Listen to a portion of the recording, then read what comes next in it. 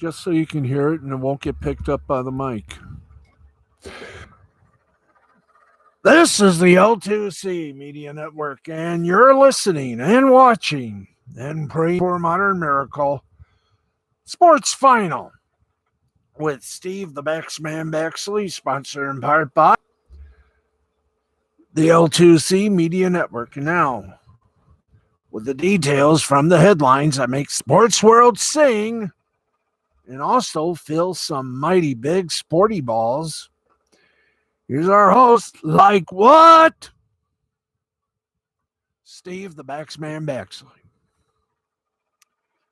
Thank you, Harry. And a nice plug for Mandy, our good friend, who, by the way, today made her first appearance in a little while because she is moving to Hotlanta, GA. She made the pronouncement tonight on her live stream. She and her hubby and her family are going to Hotlanta. So you know what this means. That's right.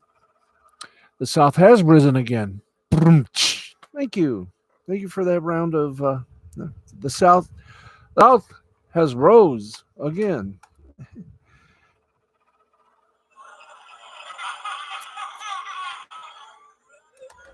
Can you tell we're running out of things to talk about? No.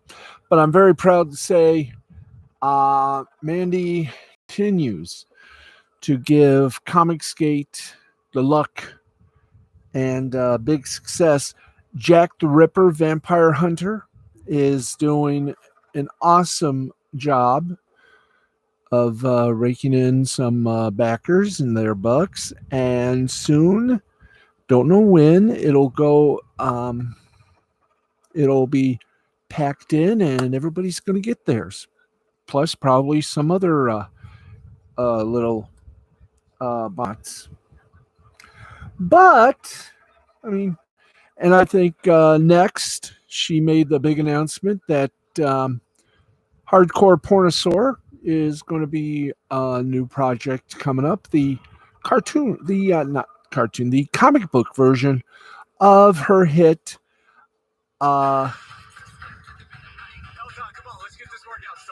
Whoa, hey, no commercials. Her hit book, her dino erotic book of the same name. I tell you this, if she needs someone to do an audiobook version, I will officially volunteer. And to prove it, we've postponed this for a while, but I think now we have got the semi-capabilities of doing it. All the voices. Don't need editing or anything like that. I'll do it in one take. That's right. We are going to do Super Dead in one take. Don't need many voices. I don't need many voices, but I'll just, write stuff down and I won't screw up. See? It works out. Okay, let's pop this one because, well, we got Thursday game, and unfortunately, we don't have a. Yeah, there's a good idea. Let's go to this one. If the one we use for all the scores and everything else doesn't have it, then by God, by golly, by Jim Bob, we present it. And we are presenting this in boy. By the way, the Rabbi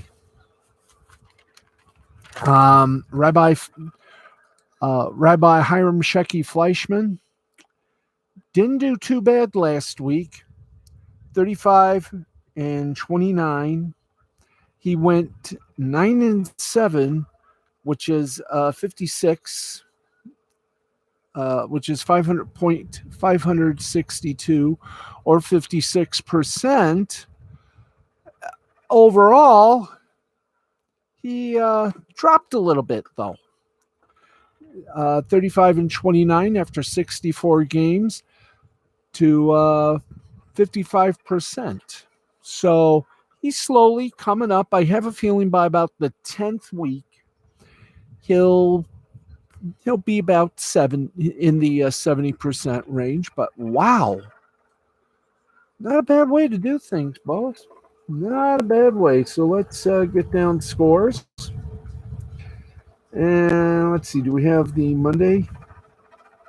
Come on, you got to have the Monday, boys. You got to have the Monday. By the way, all the scores we give you, as always, are sponsored in part by the good folk over at Caesars Sportsbook. Remember, we are all Caesars. There you go. Come on now, you got to give us the scores here. It's week 5. It's tragedy if we don't have the scores. Come on. Show me the scores, little rabbit. Show me the scores. We need the scores. Come on, little rabbit. Ah, thank you.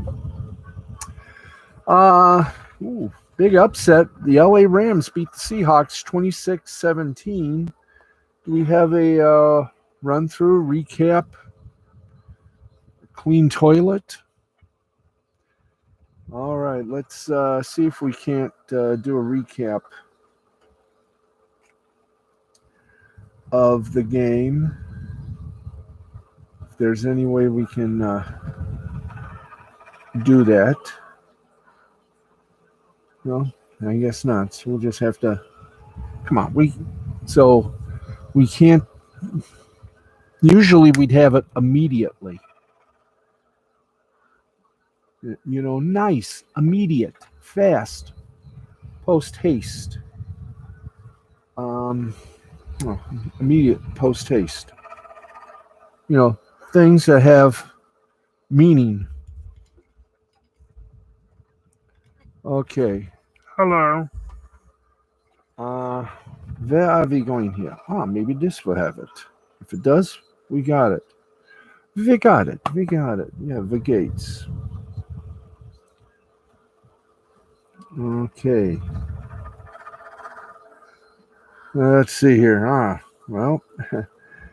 Okay. Well. Okay, let's go to it.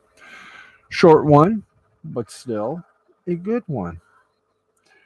Okay, second quarter, 9:04. 9 minutes and 4 seconds into it, or 9 minutes, 4 seconds left. DK Metcalf, 19-yard pass from Russell Wilson. Jason Myers' kick was good. 3 plays, 83 yards, a minute, 37 seconds, 7-0. Seattle. Los Angeles came back with 1 minute, 8 seconds left to play in the first half. Matt Gay's 31-yard field goal was good. 14 plays, 63 yards. That took 7 minutes and 56 seconds. It was 7-3 Seattle at the half. Third quarter, this was fun. You gotta be kidding. Full play-by-play? No. Jay. Do we have a recap yet? We don't have the recap. And I'm not going to. There's our recap. And there's nothing in it. But we can tell you that Matthew Stafford went for 365 passing yards, 1 touchdown, an interception, and a rushing yard. Metcalf, 98 reception yards, 2 receptive touchdowns, and 5 receptions. Why couldn't we just do that? Make it simple for your host. Why do we need to make anything not so simple? I mean, come on. Give us simple. Give us simplistic. Because they don't have the damn recap up here. Okay, so I guess we wait till tomorrow for a recap. Okay.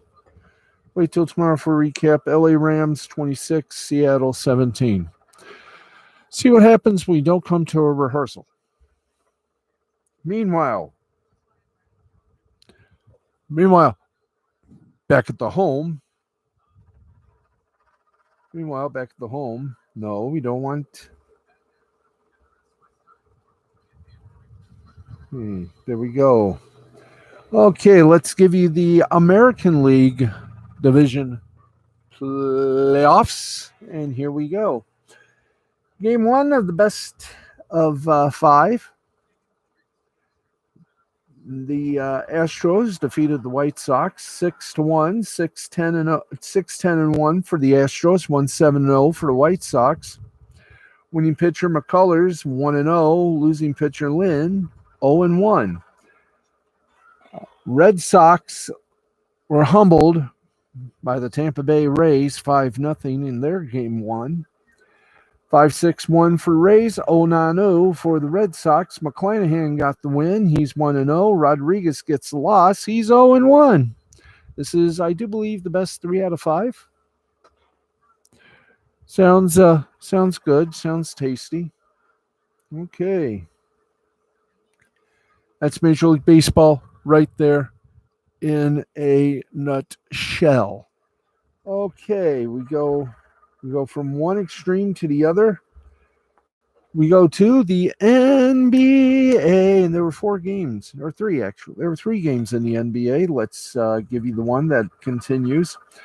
2 minutes, 58 seconds left to play in the third. It's the Heat of Miami leading the Rockets of Houston 86-67. 2 final scores for you. Grizzlies over the Hornets 128-98.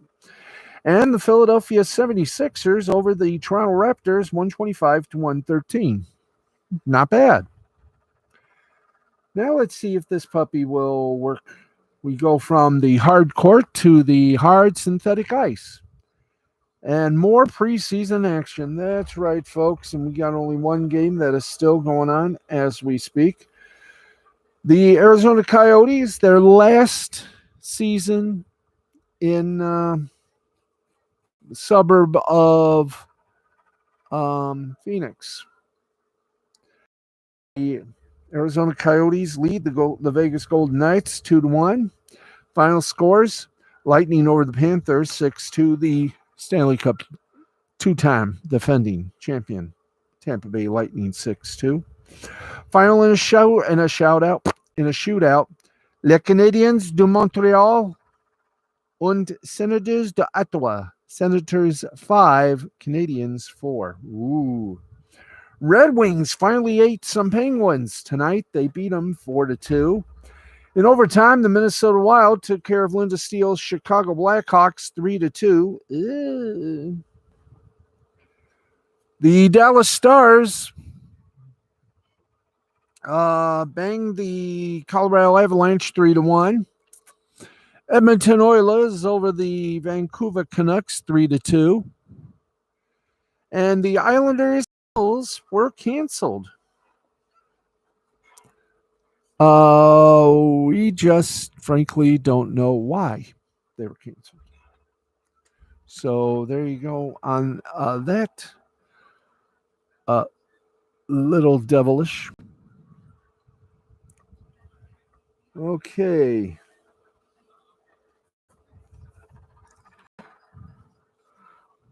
Let's get to it here. Okay, let's go all the way here. And the Packers quarterback, Aaron Rodgers, raised some eyebrows around the NFL last week when he fawned over Steelers coach Mike Tomlin during an interview with Pat McAfee, which took place just days before Green Bay would beat Pittsburgh 27-17. With Rodgers very unhappy, so unhappy he belched. In Green Bay, speculation immediately started after the interview that the Packers quarterback was doing his best to let the Steelers know that he wanted to play for them. The speculation then reached a fever pitch during the Week 4 game after Rodgers and Tomlin had a moment together where they played the theme from Love Story. You know the one. Music that went like this.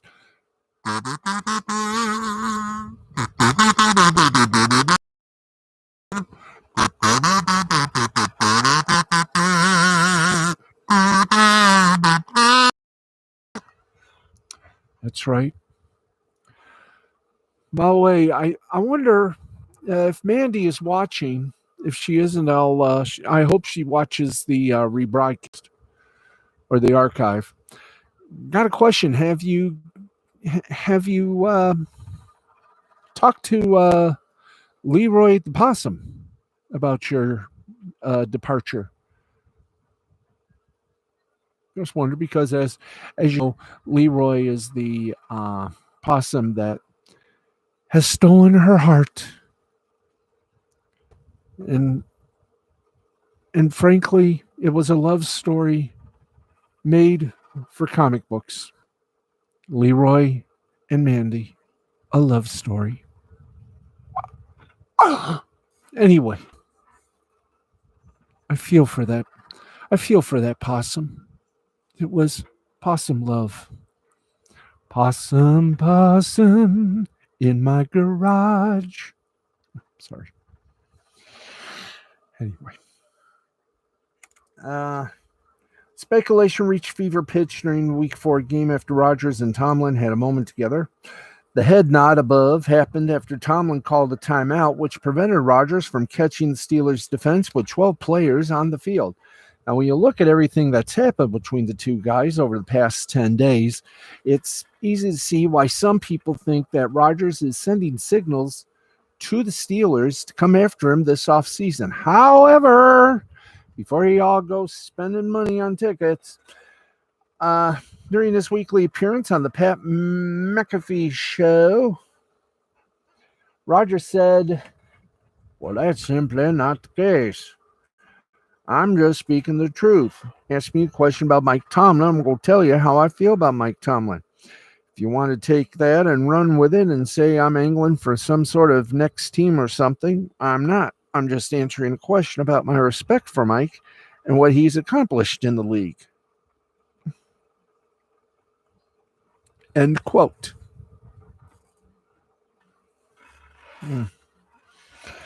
That being said, Rodgers did also point out once again that he's a huge fan of the Steelers coach. "I'm a big Mike Tomlin fan. I have been for a long time.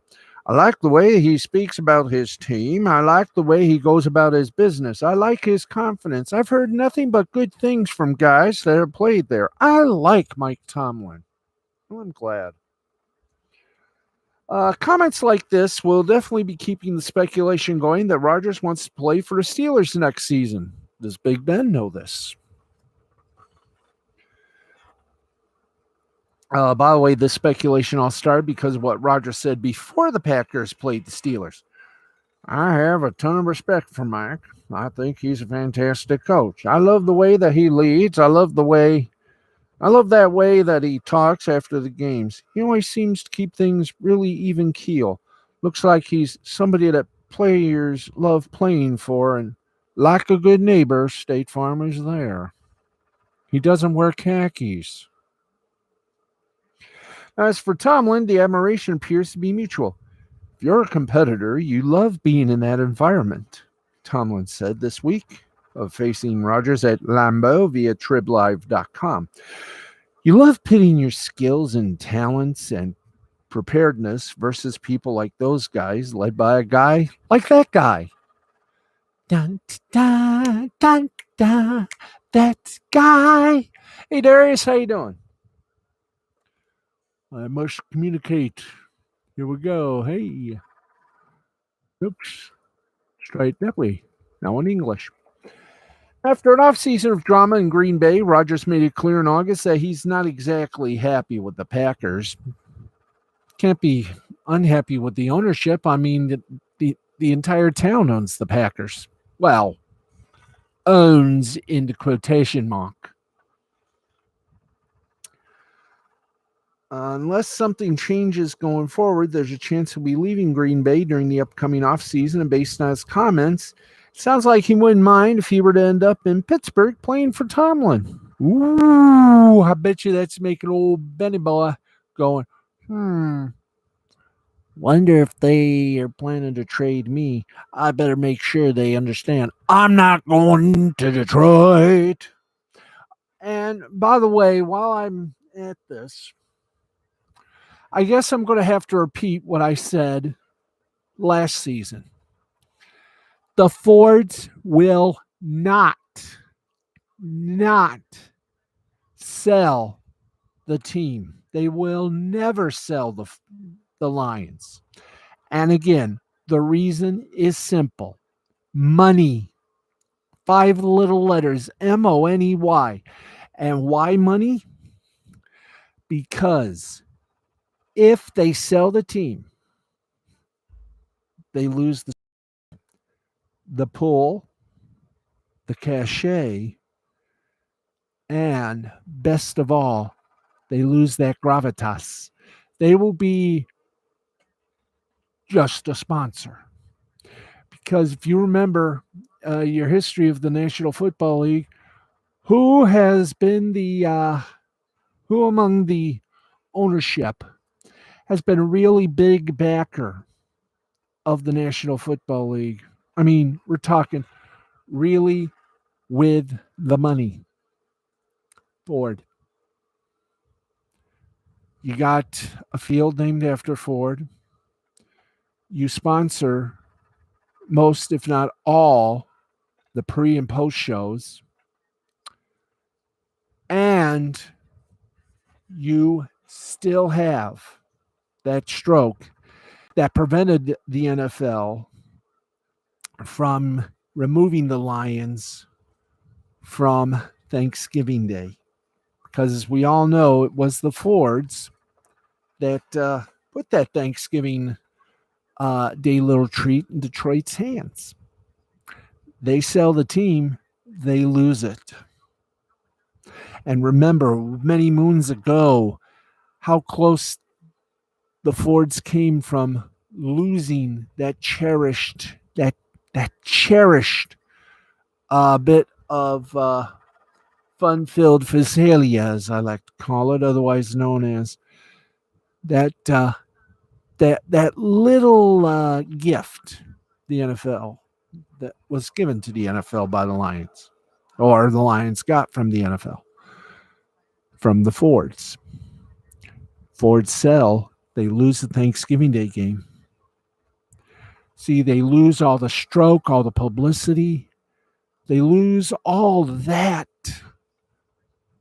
If they sell the team, they will never sell it because they don't want to lose all that stroke, all that scratch. So for those of you who keep barking and saying, I wish the Fords were out of football, sell the team, remember, they sell the team, you lose the Thanksgiving Day game and all that cachet. So the Fords will still be owning the Lions. So, end of story. And I hope I never have to explain it again, but I have a feeling I will. Because everybody wants the Lions to succeed. You can succeed if you got the right people to succeed with. And right now, the Lions are getting the right people, just getting them in the right positions.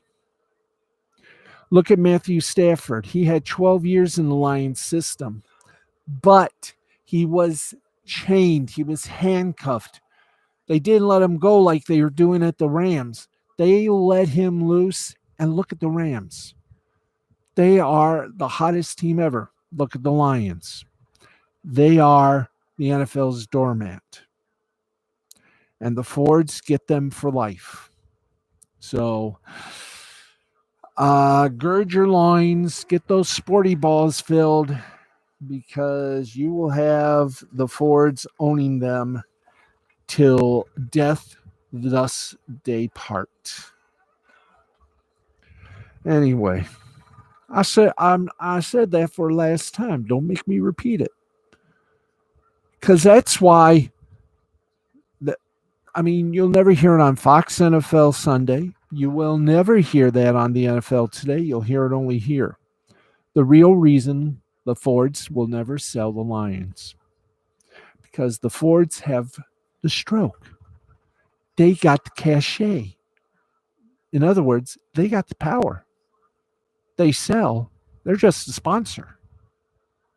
they lose the power, and they lose their biggest moneymaker, that Thanksgiving Day game. Anyway, let's keep on going. Keeping on. Big story out of the NBA. And boy, this is leading into some controversy. 18 former NBA players have been charged in New York federal court for an alleged multi-million-dollar health insurance fraud scheme that aimed to rip off the league's health and wellness benefit plan for retired players, according to an unsealed indictment in the Southern District on Thursday.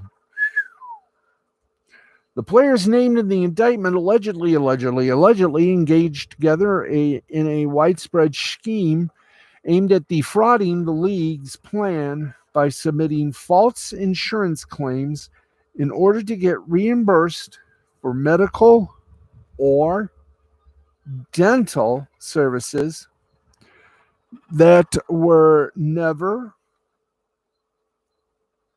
actually rendered. The scheme was executed from at least 2017 to 2020 and totaled approximately $4 million in false claims. Now, out of that money, the defendants received about $2.5 million in reimbursements. The NBA released the following statement on Thursday. We will say the statement plus the translation. The benefit plans provided by the NBA and National Basketball Players Association to our players are critically important to support their health and well-being throughout their playing careers and over the course of their lives, which makes these allegations particularly disheartening. We will cooperate fully with the U.S. Attorney's Office in this matter. And now here's Cletus with the translation.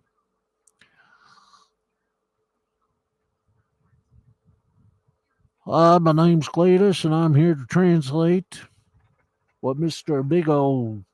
Big Poop had to say. Here it is in a nutshell. We effed up. Thank you. Terence Williams, who was selected 11th overall in the 2009 NBA draft by the Nets, is the alleged ringleader of the fraud scheme. You know what that means. What does that mean, you may ask? Simple. That means we get to play this on the kazoo.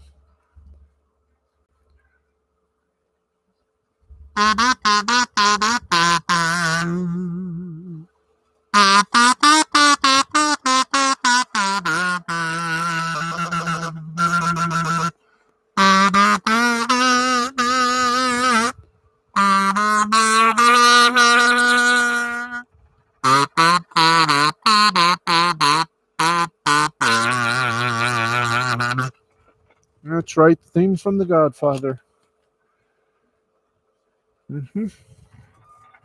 Williams has said to have orchestrated the plan and recruited other participants to join by offering fake invoices to support their false insurance claims. Williams also allegedly helped others obtain fake letters of medical necessity and impersonated a plan claim processor. He reportedly received at least $230,000 in kickbacks payments from 10 other players for his services. In addition to Williams, former NBA champion Tony Allen, Glenn Big Baby Davis, Shannon Brown, and Melvin Ely were also among those indicted. The players charged face a count of conspiracy to commit health care wire fraud along with aggravated identity theft. And the complete list of players, I like the who's who. Yes, I can see it all now. Milt Palacio, Sebastian Telfair, Antoine Wright, Charles Watson, Darius Miles, Ruben Patterson, Eddie Robinson, Gregory Smith, Glenn Davis, Jamario Moon, Terence Williams, Alan Anderson, Donnie Allen, Shannon Brown, William Bynum, Melvin Ely, Christopher Douglas Roberts, Tony Roten, In addition to the 18 former NBA players, Tony Allen's wife, Desiree Allen, was also charged. Palacio, an assistant coach for the Portland Trail Blazers, he's been placed on administrative leave by the team. I'm glad I retired. I was the owner of a team that, well, we had to fold. It was the Sicily Pizzas. That's right, the Sicily Pizzas. We would win a game in 30 minutes or about 2 hours, or it was free. Anyway, I leave you now. Anyway, okay. Oops. Hit the wrong button, boys. I hit the wrong button. Can you believe my stupidity? I hit the wrong damn button. I needed to hit. There we go. Thank you. Thank you, well, golly. All right, we got some golf. So, the 2021 Shriners Children's Open, low scores were abundant in round one of the Shriners Children's Open on Thursday in Vegas, but one stood out among them all. 16 golfers shot 65 or better over the first 18 at TPC at Summerlin, but Sung Kang 61 leads the group, including Sung Gai Aim, Charlie Hawk, 8 birdies and an eagle in his bid for a second PGA Tour win. He won the 2019 Byron Nelson. Most of his work was done from tee to green, where he was second in the field in strokes, gained behind only Taylor Gooch, and all of this happened while only driving at field average. There's a long way to go for Kang, and he has some big problems right behind him, including Im, who is now the 8-1 favorite to win this tournament and finished third in the field on Thursday in strokes gained from tee to green.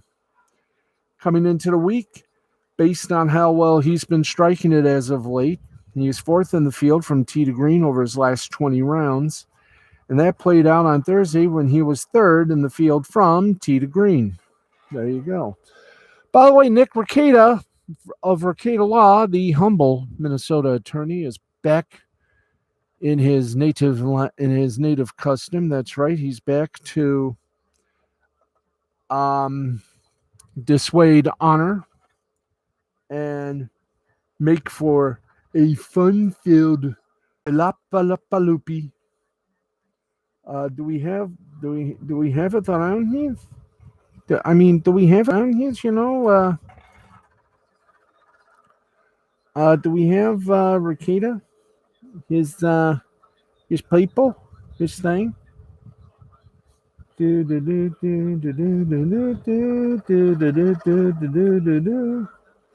Yes, we do. Okay, let's tell you right now that Nick Rekieta tonight. Wow.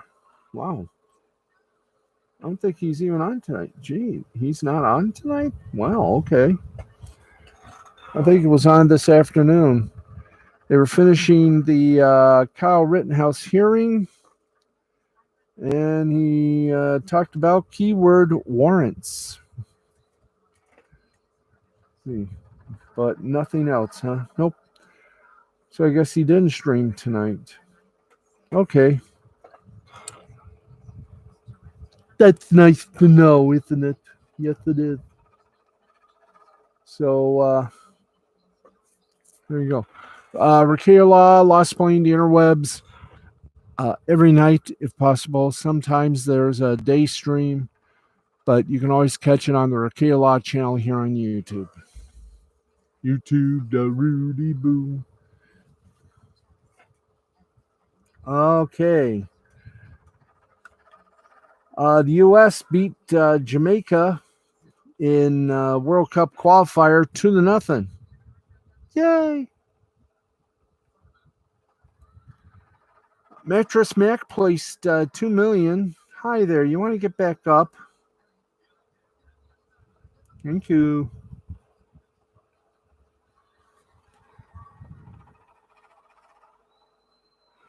Okay, you want to try this one more time, please?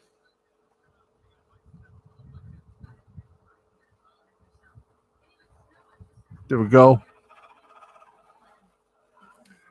Okay, come on, come on. Thank you very much. Mattress Mac placed $2 million wager on the Astros to win the World Series. He is the owner of a mattress store, and if I guess if the Astros win, a lot of his customers are going to be big winners. The Canadian star Price takes leave, enters Players Assistance Program. Oop. And let's go for more sports, including some media bites as well. And let's go in the international segment. We go to the fun and entertainment that is soccer, otherwise known as football in some Latin America and British areas. And here we go. The UEFA Nations League semifinal. France defeated Belgium 3-2. In Euro under 21 qualifying, Latvia over San Marino 2-0. Germany over Israel 3-2. Portugal spanked Liechtenstein 11-0. Albania beat Andorra 2-0. Czech Republic over Kosovo 1-0. Slovenia, New England tied at 2. Faroe Islands and North Macedonia tied at 1. Serbia over Armenia 4-1. And Denmark over Scotland 1-0. In the World Cup qualifying, Africa, the Congo over Madagascar 2-0. Benin over Tanzania 1-0. Equatorial Guinea over Zambia 2-0. Tunisia over Mauritania 3-0. Cape Verde over Liberia 2-1. Central African Republic over Nigeria 1-0. Rwanda lost to Uganda 1-0. Mali over Kenya 5-0. In the Asia portion of the World Cup qualifier, South Korea over Syria 2-1. Iraq and Lebanon ended in a goose egg. Iran beat the United Arab Emirates 1-0. China over Vietnam 3-2. Saudi Arabia over Japan 1-0. And Australia over Oman 3-1. In Brazil, America Mineiro over Palmeiras 2-1.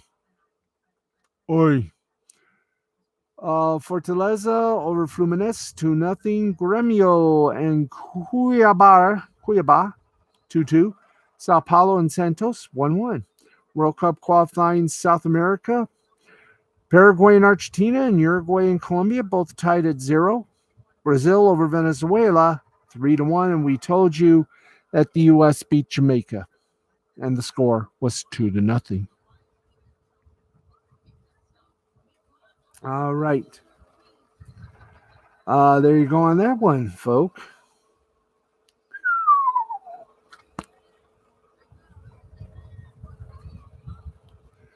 And where do we go from here, you may ask? Yes. We have a little media bite we must give you. In fact, some media bites. Let's go with this one. Well, Katie Nolan is back on television. Sort of. Last week, Katie Nolan announced on Twitter that her time with ESPN, where she's been working Fox Sports 1 since 2017, came to an end. But the move wasn't considered a major surprise since Always Late, Nolan's late night show, was canceled last year, and Ashley Brabant, her former podcast host and producer, was part of ESPN's November. Nolan, hi there. Thank you. Nolan intimated that her podcast would continue, but as far as what her plans might be beyond that remained unclear. Most of the speculation that's been around Meadowlark Media, launched by former ESPN president John Skipper and former ESPN talent Dan Le Batard, both of whom were big fans of Nolan. Skipper even outrightly said last week he would love to work with Nolan and Michelle Beadle. Quote, yes, I enjoyed working with them. Yes, I think they're talented. Of course, Meadowlark would be interested. Skipper told the folks at Front Office Sports, I've had good experiences in the past working with both Michelle and Katie. I think they're both very talented individuals. No kidding. Now, in the meantime, Nolan did drop one interesting nugget on Twitter on Thursday after the news hit that Bomani Jones would be hosting a show called Game Theory on HBO. The Katie Nolan Gifts Twitter account expressed disappointment that Nolan wouldn't be the host. Nolan herself responded, saying that she had interviewed for the gig and was crushed not to get it.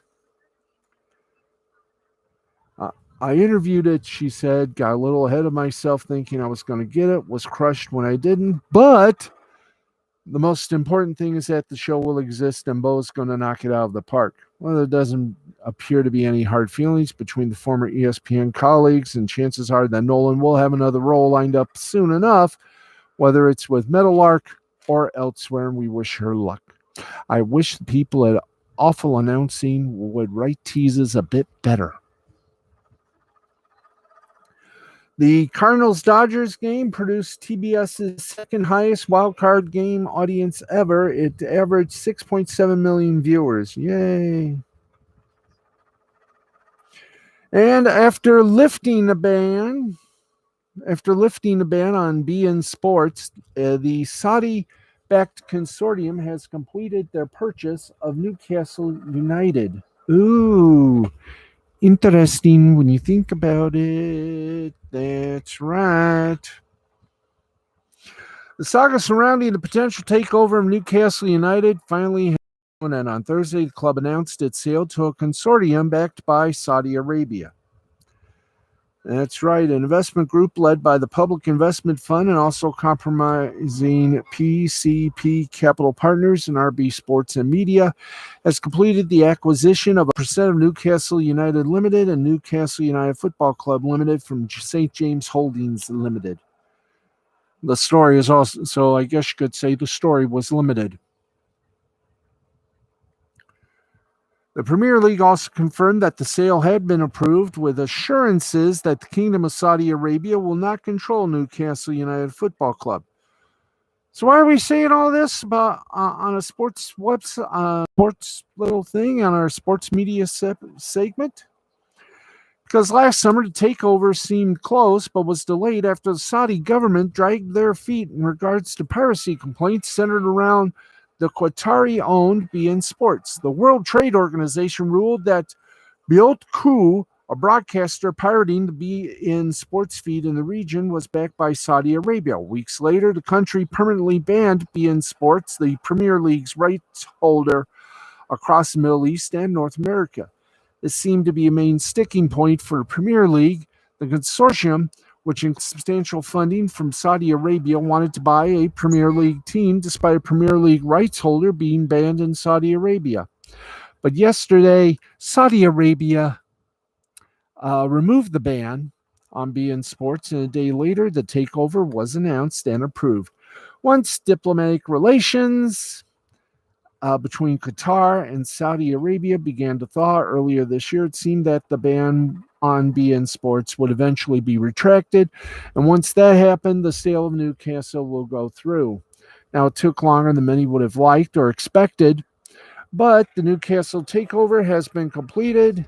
Now there won't be any more discussion about Newcastle's new ownership, right? Right? Oh, well. And when you are talking about gaming, you know who had to be a part of it. That's right. Sports betting is increasingly becoming legal throughout the United States. Subsequently, we're seeing more production of gambling content on sports broadcasting and standalone programming. So it was probably inevitable that a name infamously associated with sports gambling would. Premium podcast platform Quake Media is producing Pete Rose's Daily Picks, which had its debut tonight or Thursday.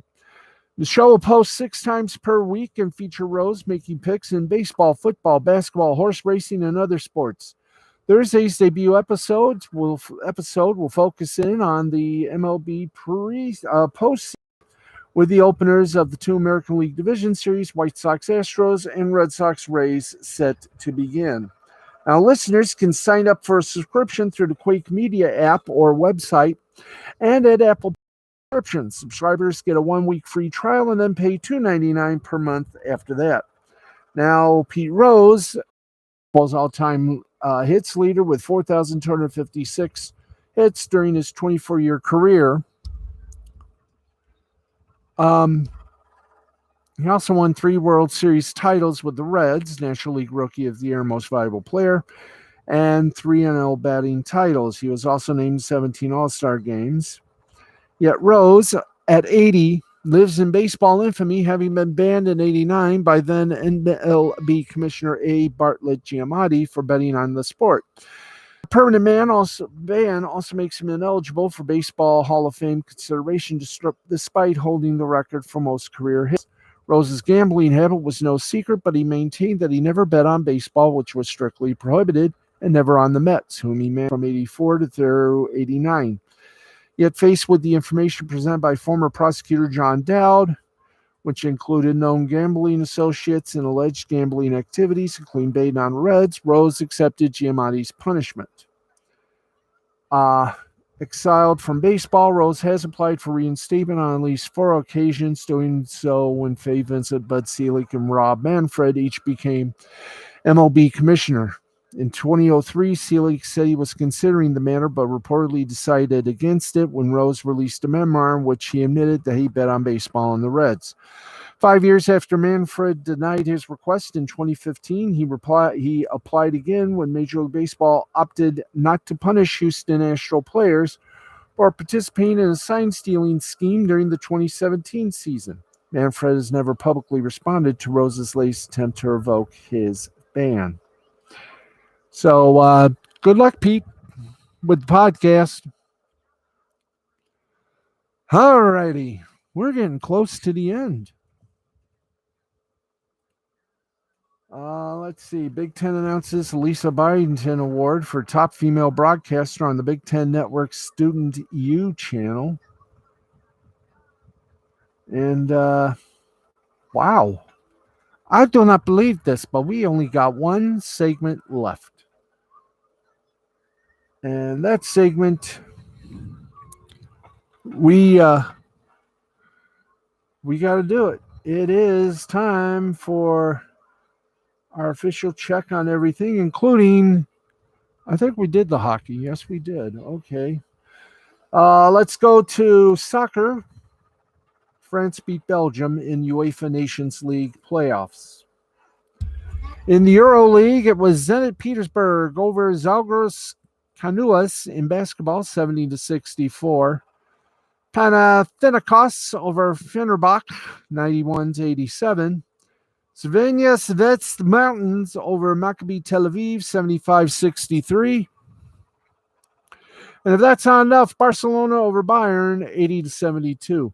In NBA preseason action, let's see. Grizzlies over the Hornets, 128-98. Philadelphia over Toronto, 125-113. Rockets losing to the Heat, 109-102, 11 minutes in the final quarter. In Swedish hockey, it was Rögle over Gardens, 4-1. In overtime, Frölunda over Färjestad, 6-5. Leksands over Oskarshamn, 3-2. Luleå over Malmo, 2-1. Örebro over Brynäs, Brynäs, 4-0. Skellefteå over Timrå, 4-1. Växjö over Linköpings, 2-0. And in Finland hockey, JYP over Jukurit, 3-1. Vasan Sport over Ilves, 3-2. All right, let's go to baseball. And in the Nippon Professional Baseball League in Japan, the Rakuten Golden Eagles defeated the Chiba Marines 3-2. Sung Chai Hao got the win for Rakuten. He's 2-3. Masuda got the loss for the Marines, 1-6. Seibu Lions over the Fukuoka SoftBank Hawks, 7-0. Matsumoto gets the win. He's 8-8. Sugiyama gets the loss. He's 1-2. Yokohama Bay Stars over the Hanshin Tigers. 4-3. Romero gets that scary win. He's 4-2. Oikawa gets the loss. He's 2-3. Hiroshima Carp over their Chunichi Dragons, 5-2. Tamamura gets the win. He's 3-7. Ono gets the loss. He's 7-11. Oric Buffaloes over the Nippon Ham Fighters, 4-3. Suzuki gets the win. He's 1-0. Ito gets the loss. He's 9-8. The Akut Swallows over the Amuri Giants, 1-0. Mago gets the win for the Akut. He's 3-2. Vieira gets a loss. He's 0-2. And in the Korean Baseball Organization, Lottie Giants over Doosan Bears, 7-6 in game number 1. Game number 2, Lottie Giants swept it, 7-2 over the Bears. Hanwha Eagles, a 4-3 winner over the SSG Landers. LG Twins over the Kia Tigers, 8-1. KT Wiz Swan over the Kaiwoom Heroes, 9-2. And the Samsung Lions over the NC Dinos by a score of 5-4. And once again, to update our Thursday night football game, Los Angeles Rams 26, Seattle 17. And friends, you are my friends. We have reached the end of our little show of shows. We hope you enjoyed it. Tomorrow, we're going to bring back the fun, bring back the excitement, and bring back the sound effects. And don't forget Saturday night. We give you the fun, the thrills, the action, the excitement. The Rabbi predicts. He's not doing too bad this year. Nope, not doing too bad at all. We'll give you, let's do that right now. The Rabbi, after 4 weeks, 35-29, he is at 546%, the percentage. 0.546, otherwise known as 55% accurate. Who he's going to pick in week 5, we will find out on Saturday night. But until then, we will talk to you all we'll talk to you all Friday. That's right, Friday. We will talk to you all on Friday. Hope you have a nice time. Don't forget to hit that subscribe button, hit that bell, and we will make sure you are notified as to when we are on. Either that or hit me up on Twitter at Lugnut6, and we'll tell you there. Either way, you're going to have the most fun, thrilled, and weird sportscast in the free world. We will be let loose. So thank you all very much for watching, listening, and caressing YouTube like a first date. We'll talk to you tomorrow night, 11:35 Eastern, right here on the L2C Media Network and L2C Sports. Till then, I'm who I said I was, for Harry, for everybody involved, for Sports Final. Good night. This has been a presentation of Best Fine Creativity Productions in association with the L2C Media Network and L2C Sports. Back tomorrow night. Good night.